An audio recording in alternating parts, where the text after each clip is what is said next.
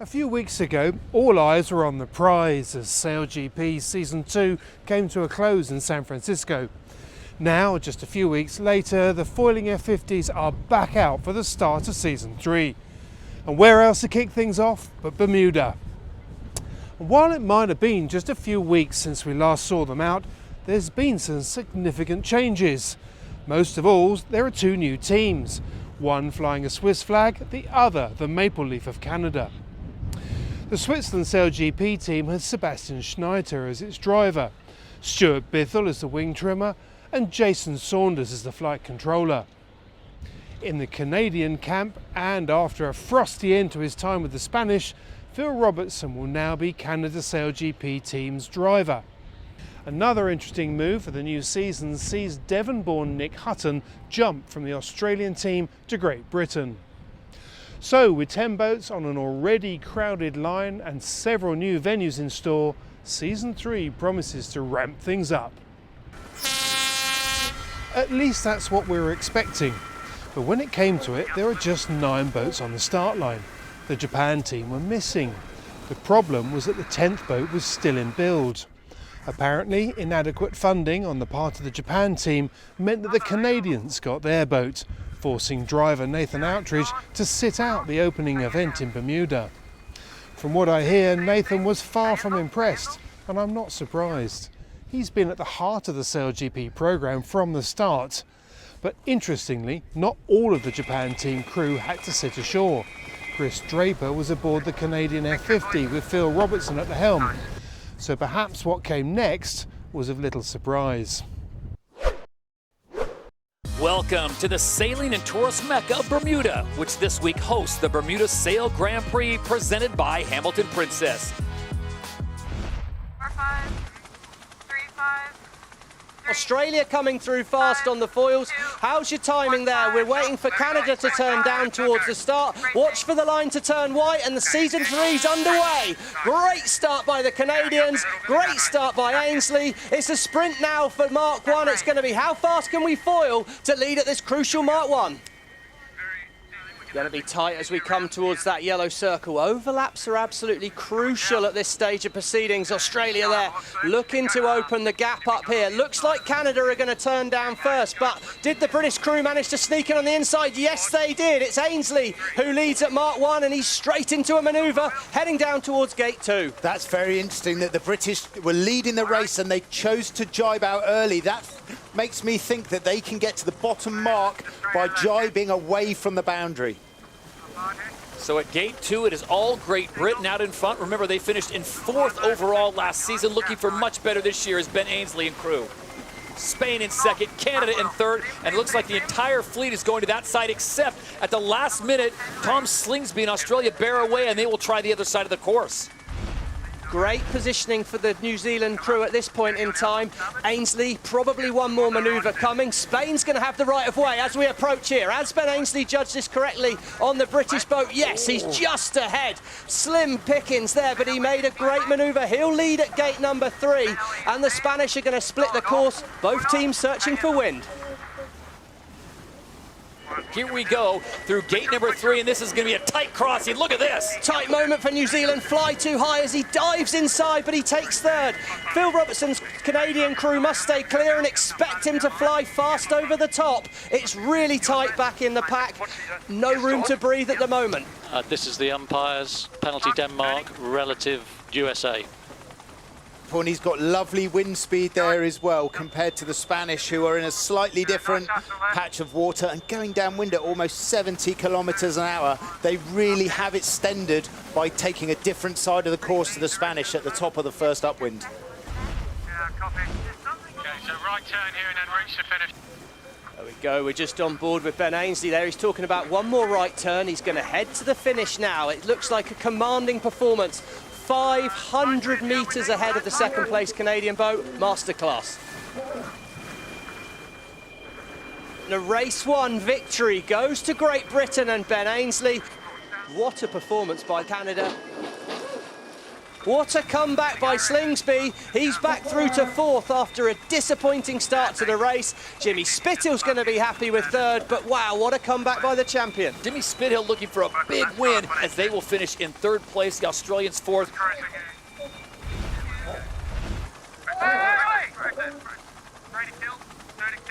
They're all a little bit early here. Coming through the middle, it's Great Britain towards the bottom of the line again. Watch for the line to go right. It's tight. Great Britain's timing was brilliant again. Spain at the top of the line. Can the Spanish get the speed from up at this end of the line and blast down towards Mark 1? It looks good for Great Britain once again.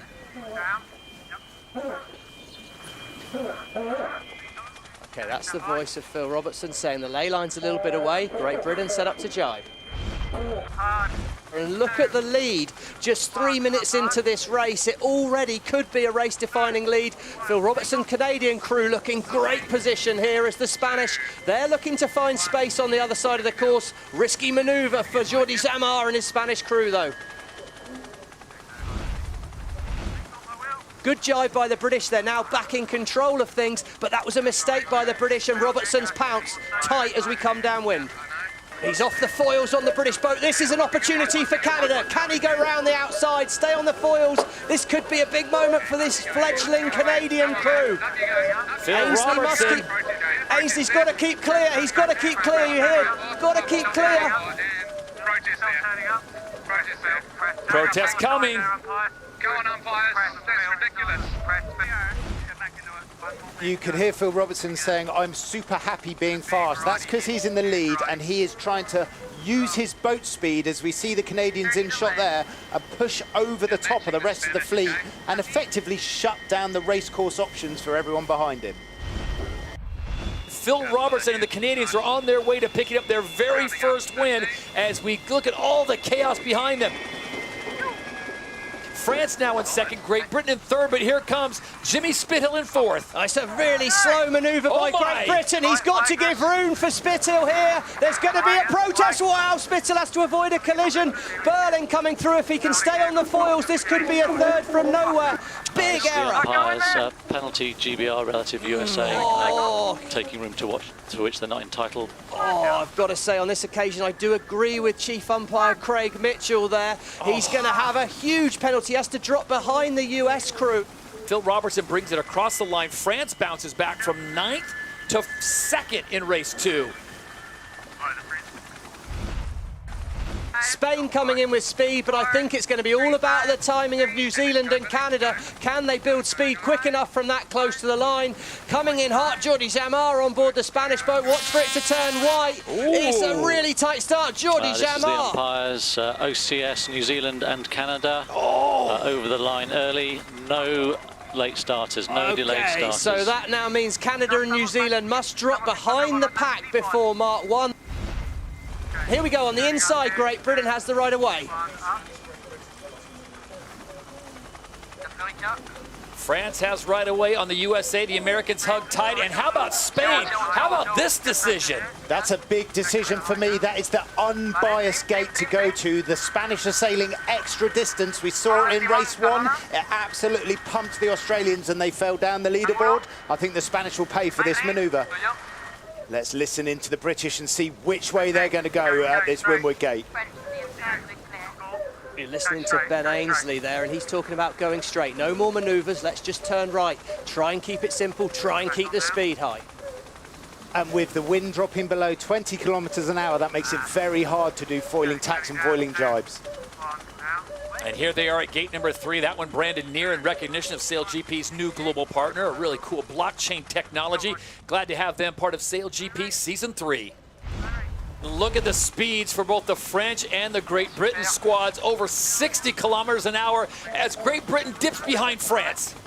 But are Great Britain heading to the corner of death We know that all the boats that go out to the bottom left-hand side of this race course, as we see the French go round in first, the mark that the British are going round in the bottom bit of that course has not been great so far today. Tight cross coming here, right of ways with Great Britain. Let's see what the French do. One more tack. That's the same manoeuvre that they overtook the British on the last upwind gate.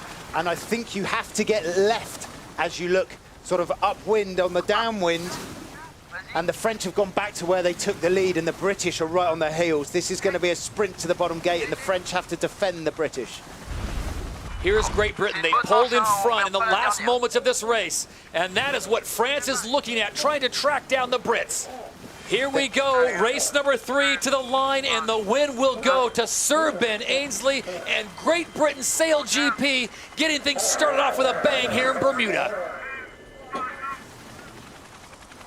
France grabs second, their second of the day. Tremendous performance by them. And Tom Slingsby, slippery and all, slides in for third. Just 10 seconds to go. Who's got their timing right? It looks like Spain and the USA at the bottom of the line are going to be coming in fast. No room for Content. The French at the top. The French are trying to barge in. Wow, that was punchy as the line went clear. Penalty on the French boat. They're going to need to drop behind the fleet. But it's the Spanish crew at the bottom of the line who are absolutely charging towards Mark 1, and they should have control of their first decision.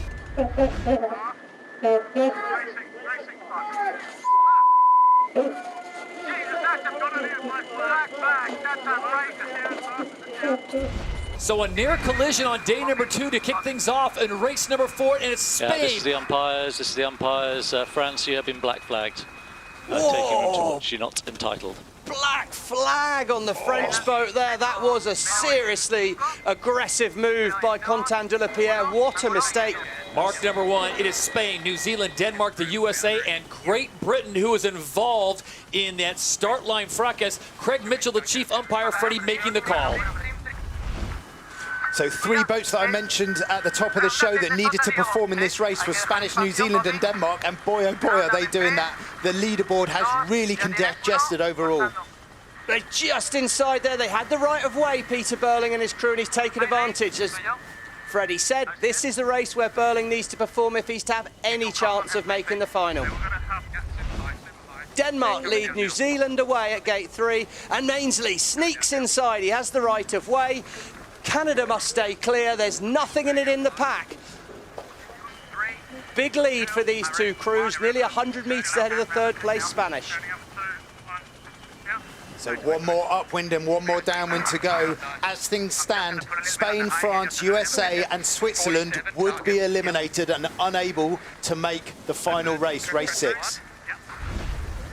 Oh, that's a big moment in the race there. The Kiwis at the vital moment. Big turn of boat speed there. Look at the angle difference. As they start to put turbulent wind onto the Danish boat, it's only going to get harder for Nikolaj Sejersted from here, but it is close. There's a big yellow line showing us where that ley line is. Peter Burling doesn't have that, but he seems pretty confident that the ley line's really close, and Burling, good jibe, should be set up from here. Big mistake by the Danish crew as well. Look, top of screen, they've fallen off the foils. They're going to struggle to make it back up to the gate from here. I don't know what's happened. Opportunity for the Spanish crew at the moment, and this is going to be a walk in the park for Burling from here. What an error by Sejersted and his crew. He said he was going to sit there and play it easy. Anything but that. Big, big mistake by the Danish. And in the end, the Kiwis on day number 2 take the win. Spain, after a great start, some trouble in the middle, they'll come through and get second place. There's a lot of teams now that are scrapping for just single points. How's the timing? USA has a nice controlling position. New Zealand coming in from the back. I don't know if they're going to find a gap down there. They're going to really need to thread the needle. 10 seconds to go. Switzerland at the top of the line, but it's going to be Canada out of the middle of the line. How's the timing now? Watch for the line to turn white as the crews turn down. Perfection from Australia there. What a start by Slippery Slingsby across the line, and he's going to lead the fleet away. Chased by Phil Robertson. This is the race that has to happen, and New Zealand are out the back. back at the moment. But it's Ainsley on board the British boat. Look at the ladder lines. It shows he may have moved up to second at the moment. Great move by Ainsley in a dark patch of water, and that shows. Big burst of speed for Ainsley. Slingsby's going to be leading at gate 2, but Ainsley's got himself back in the race. Well, here we go. It's Great Britain coming in on starboard jibe. They have the right of way, but there's a lot more boats getting across in front of them than I thought would. Easy left turn for Slingsby. Whoa, big evasive action by Phil Robertson. He has to dive out the way, and it's going to be Ainsley leading out of this side. It does mean he'll have clear wind. Will he be able to find more wind on this side of the course? If he's made the right choice and there is more wind, he's going to go faster, and it could get him back in the race. 4th place for the British crew at the moment, but they have space, and we know for sure they're going to send it. I'll be interested to see what the Danish crew do here. Have they done their maths on board and figure out that they need to have a bit of a punt and try and overtake the USA and Australia? Will they try and go to the opposite mark? And it looks like they will. This is their play to try and get in the grand final, but they still need Canada to slip down a little bit more as they slip down to 6th. This could be the moment that shakes up the medal race. Board drop coming. This tack could be crucial. They cross in second. Now they tack right on top of the wind of Jimmy Spittle, but Spittle's going nearly twice the speed. Look at the top of the mast now at the moment. Denmark must start to keep clear very soon. Jimmy Spittle can turn him all the way up into the wind, and there we go. He builds. Wow, great aggressive sailing by Sehested, but the old master Spittle, he's played that match race games a few times before, and he absolutely nails it. Holds on to second. It's going to be tight on this final downwind. Denmark looking for something to possibly get past them, as the Canadians have a 2-point advantage as it stands right now going into the final. And the win to Australia, and now everyone doing the count back. Wow, it's really tight coming in here in the pack. Look at Canada chasing down the young Swiss team. It's going to be tight there, but I think it's going to be too little too late for Sehested's Danish team. That jibe on the final run in race 4 where they threw away 2 places. Wow, how costly is that going to be for this Danish team? These things can come back to haunt you. Jimmy Spittle. There we go, 2nd place for USA in race 5 here. A nice way to finish things for them. Nikolai Sehested's going to be a story of what might have been. Great day from them today. And look at this, Canada coming in a drag race. Will they touch the line before the Swiss? Oh, it's going to be inches in it. I think the Canadians snuck it. It's so tight. The Swiss missed the last jibe, put 2 hulls in the water, and again, what an unfortunate time for that to happen for the young Swiss crew. They dropped from 5th to 6th. Looking late on Great Britain, really aggressive from the Canadian crew at the moment. It's going to be really tight as we come into the start line now. 2 seconds. Timing looks good from Australia. Perfect start from Australia. The Canadians are going to have to try and hang on the inside. And what has the British crew got up to here? Really late at the start. They've got a job on from here. Look at the speeds, over 70 kilometers an hour as they approach mark number 1. This is the final race. Who will take home the title here in Bermuda?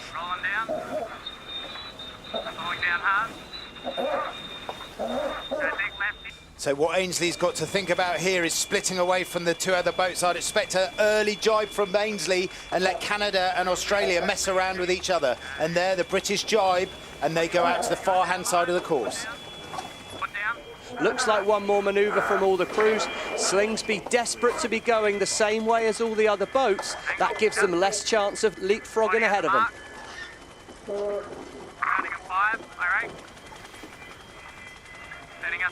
We're on board Australia here, listening to the Australian crew, bringing them upwind at gate number 2 here, and all the other boats look set to follow. This is great news for Slingsby and Australia, but again, no, it's Ainsley. He turns away, looks to split. He's hoping to find more wind on the other side of the course, but the Australians are going really fast. Well, the ladder lines currently show a 200-metre advantage over from Australia to Great Britain. The Canadians still staying close, just 88 metres behind the Australian crew.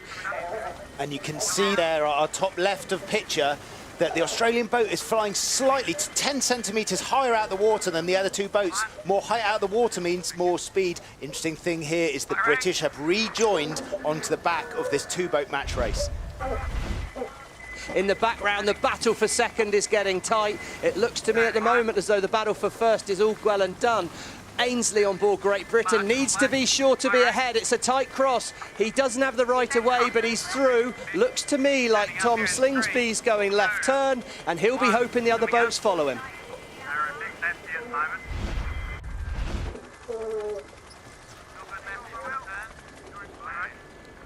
Coming off here. Just setting up for a bear away, turning away from the wind. Slingsby has to change his rudder setting. These are like Formula One drivers. It's tight. Is there an overlap there with Canada and Great Britain? Doesn't look like it. They're going to follow each other around. Ainsley in second, tied together by a piece of string with the Canadian crew, but they're 200 metres behind the two-time SailGP champion, Slingsby in Australia. And there you go. That was Ainsley. We're on a match with Canada. Ainsley's given up on winning this event. He's focused now on securing second. Here we go, simultaneous jibes. Canada turn in the background, and with Great Britain we're going to go with, but we're back with the leaders now. Just 700 or 800 metres to go until this final gate, and there's no mistakes coming from this Australian crew so far. What do we always say about the Australians? They're fast and they stay out of trouble. Yep. And that's exactly what they've done here in Bermuda. The speed still over 60 kilometers an hour for the Australians as they bring it home. A great recovery by Sir Ben Ainsley as they were last in third. They move up to second place for the valuable points, and Canada has dropped back to third place. But as we come to the finish line, the Bermuda Sail Grand Prix presented by Hamilton Princess goes the way of the two-time defending champions. Australia brings it home. Great Britain will claim second place, and Canada, a great performance, guys. Remember, this is a brand new team, and on the first event, they get themselves into the great final. If we make that final race, we're hard to beat, and we really perform well in those final three-boat match races. We're turning into a bit of a specialist in a three-boat match race, which I didn't think would happen, but yeah, we've just got a lot of confidence when we hit that final race.